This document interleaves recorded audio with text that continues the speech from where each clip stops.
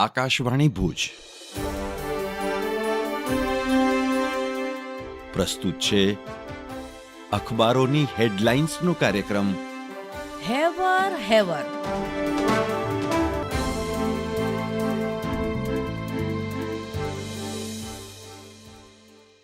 નમસ્કાર, હું અર્ચના ચૌહાણ. કચ્છ મિત્રના પ્રથમ પાનાનું મથાળું છે, જયપુરમાં ગેસ ટેન્કર ફાટ્યું અને ભીષણ અગ્નિકાંડ, 11 મોત. ટ્રકે ટક્કર મારતા ભીષણ ધડાકો, આગની લપેટો 200 ફૂટ ઉપર સુધી ઉઠી. જયપુર અજમેર હાઈવે ઉપર સર્જાયા ભયાનક દ્રશ્યો. પ્રથમ પાનાનું જ એક અન્ય શીર્ષક જણાવે છે કે શેર બજારને મંદીનો ભરડો. સેન્સેક્સ 1176 તૂટ્યો.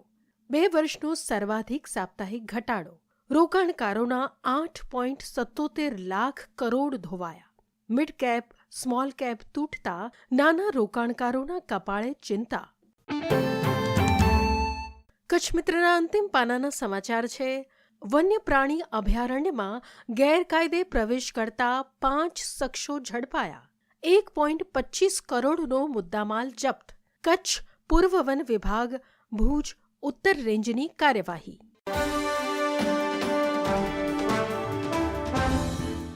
હું કેવિન સોની. દિવ્ય ભાસ્કરના કચ્છ ભાસ્કર પેજ પર સમાચાર છે. ભુજ બાર એસોસિએશનની ચૂંટણીમાં 304 મત સાથે પ્રમુખ પદે અનિલ જોશી વિજેતા. પેનલનો પણ સપાટો. બાર એસોસિએશનમાં નોંધાયેલા 754 માંથી 654 લોકોએ આપ્યો મત. સવારે ધીમું મતદાન. અન્ય એક સમાચારમાં વધુ એક બોગસ કૌભાંડ. કોટડા જડોદરમાંથી નકલી લાયસન્સ બનાવવાનું કૌભાંડ ઝડપાયું. ₹1000માં બોગસ લાયસન્સ બનાવનાર પકડાયો. PDF એડિટર એપ્લિકેશનથી બનાવતો હતો લાયસન્સ. પોલીસે 10 નકલી લાયસન્સ કબજે કર્યા.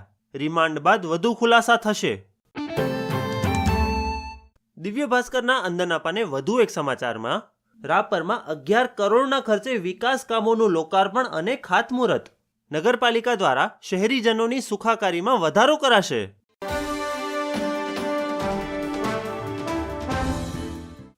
હું મનોજ સોની. ગુજરાત સમાચારની આજની હેડલાઇન છે કે રામ મંદિર બનાવવાથી કોઈ હિન્દુ નેતા બની જતું નથી. ભાગવત.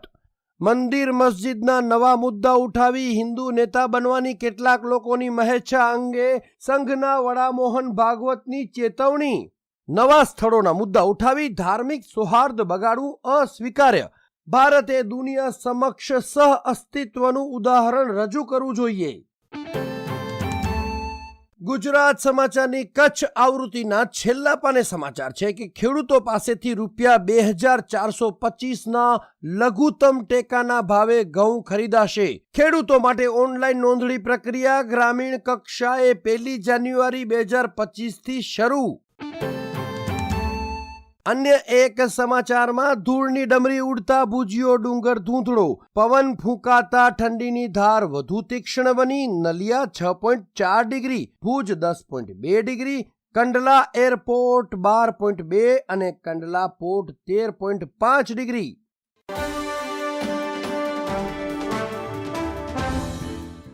સંદેશના અંદરના પાને સમાચાર છે કે ભુજ બાંદ્રા ટર્મિનસ વચ્ચે આજથી ફેસ્ટિવલ 2 જોડીમાં સ્પેશિયલ ટ્રેન દોડાવવામાં આવશે. પ્રવાસીઓની માંગ તેમજ સુવિધાને ધ્યાને લઈને નિર્ણય લેવાયો. સ્પેશિયલ ટ્રેન સામખિયાળી, વડોદરા, ઉધના, વાપી સહિતના સ્ટેશન ઉપર સ્ટોપ કરશે. સંદેશમાં અન્ય એક સમાચારમાં દેશભરમાંથી રખડતા ભટકતા 1851 માનસિક દિવ્યાંગને ઘર સુધી પહોંચાડ્યા. માનસિક વિકલાંગો માટે ઘરનું બીજું સરનામું એટલે ભુજનો રામદેવ સેવાશ્રમ. માનવ જ્યોત સંસ્થા સંચાલિત રામદેવ સેવાશ્રમમાં 70 માનસિક દિવ્યાંગ ભાઈ બહેનોની સારવાર. સંદેશના નેશનલ ઇન્ટરનેશનલ સમાચાર છપાયા છે કે વિદેશમાંથી ભારતીયોએ આ વર્ષે અધધ $11,000 અબજ ભારત મોકલ્યા. મેક્સિકો $68 અબજ રેમિન્ટન્સ સાથે બીજા, ચીન $48 અબજ સાથે ત્રીજા ક્રમે. આ આંકડો પાકિસ્તાન અને બાંગ્લાદેશના સંયુક્ત બજેટથી પણ વધુ.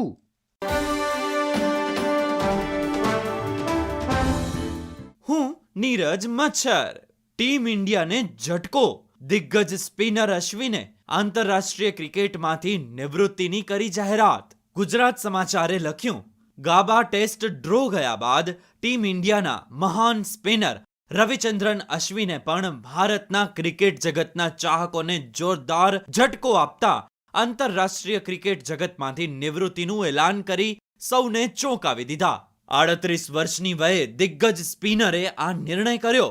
287 આંતરરાષ્ટ્રીય મેચ રમનાર ઓફ સ્પિનર રવિચંદ્રન અશ્વિન ભવિષ્યમાં આંતરરાષ્ટ્રીય ક્રિકેટમાં જોવા નહીં મળે. જોકે તે હજુ પણ આઈપીએલ રમવાનું ચાલુ રાખશે. ચેન્નાઈ સુપર કિંગ્સે તેને 9.75 કરોડ રૂપિયામાં ખરીદ્યો છે. જો તે 2025માં સારું પ્રદર્શન કરશે તો ચેન્નાઈની ટીમ તેને ફરીથી જાળવી શકે છે. તેની શ્રેષ્ઠ બોલિંગમાં 59 રનમાં 7 વિકેટ અને મેચમાં 140 રનમાં 13 વિકેટ. આ સાથે જ તેણે 116 વન ડે ઇન્ટરનેશનલ મેચમાં 156 વિકેટ લીધી.